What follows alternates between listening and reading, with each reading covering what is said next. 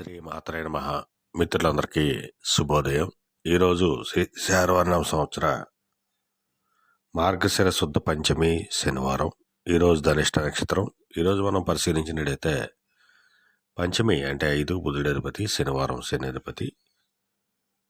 ధనిష్ట నక్షత్రం కుజ మహర్షిలో మొదలవుతుంది కాబట్టి కుజుడి అధిపతి. ఈ గ్రహాల కలయికను మనం పరిశీలించినట్టయితే బుధుడు శని కుజుడు కలయిక. ఇక్కడ బుధ కుజులకి శని కుజులకి కూడా విరోధం ఉంది. అందువలన ఈరోజు కుజుడికి సంబంధించిన రంగాల్లో ఉంటే వాడికి సామాన్యంగా ఉండే అవకాశం ఉంది.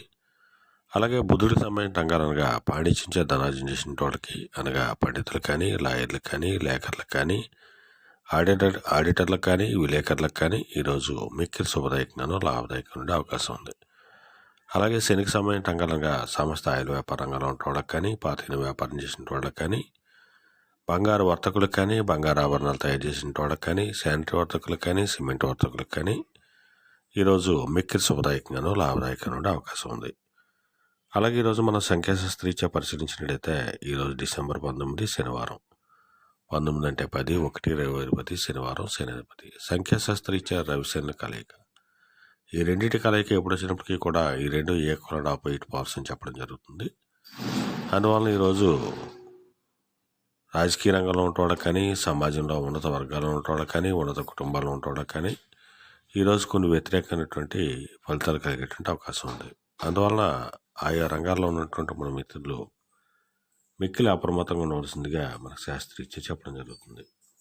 అలాగే ఈరోజు పంచాంగరీత్యా దుర్మోత్తోజ్జానం మనం పరిశీలించినట్టయితే ఈరోజు దుర్మోత్తం ఉదయం 7:55 వరకు ఉంది. వర్జం తెల్లవారుజామున 6:17 సూర్యోదయం వరకు కూడా వర్జం ఇవ్వడం జరిగింది.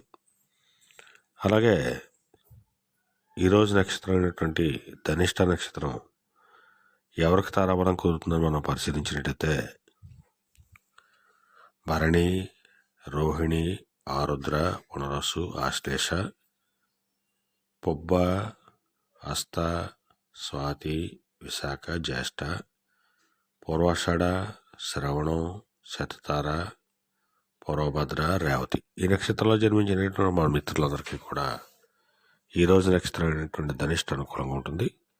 అందువల్ల ఇప్పుడు చెప్పుకున్నటువంటి నక్షత్ర జాతకులందరికీ ఈరోజు సౌకర్యంగా ఉండే అవకాశం ఉంది. అలాగే ఈరోజు సంఖ్యాశాస్త్రీత్యా జ్యోతిశాస్త్రీత్యా శనివారం ప్రబలంగా ఉండడం చేత ఈరోజు శనివారం అవడం చేత ఆ పరమేశ్వరుని ఈశ్వరుని ఆవు పాలతో అభిషేకించినట్టయితే సర్వశుభాలు కలుగుతాయని చెప్పి మనకు శాస్త్రీత్యా చెప్పడం జరుగుతుంది. అలాగే ఈరోజు శనివారం అందువలన లేత నీలిరంగు వస్త్రాలు కానీ లేదా దాడు వస్త్రాలు కానీ ధరించినట్టయితే సర్వశుభాలు కలుగుతాయని చెప్పి మనకు శాస్త్రీత్యా చెప్పడం జరుగుతుంది. అలాగే ఈరోజు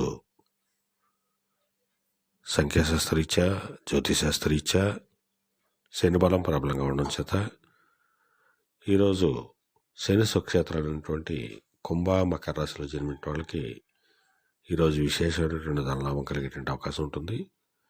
అలాగే వారు చేసేటువంటి వృత్తుల్లో అభివృద్ధి పదంలో ముందుకు దూసుకెళ్ళేటువంటి అవకాశం ఉంటుంది.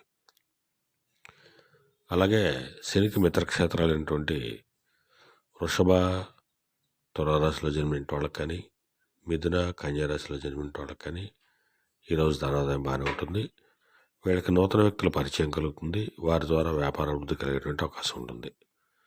అలాగే శనికి మరొక మిత్రక్షేత్రం అయినటువంటి మేన, ధనురాశిలో జన్మించిన వాళ్ళకి కూడా ఈరోజు ఆదాయం బాగానే ఉంటుంది. వీళ్ళకు కూడా ఎప్పటి నుంచో పెండింగ్ ఉండేటువంటి పనులన్నీ కూడా పూర్తయ్యేటువంటి అవకాశం ఉంటుంది.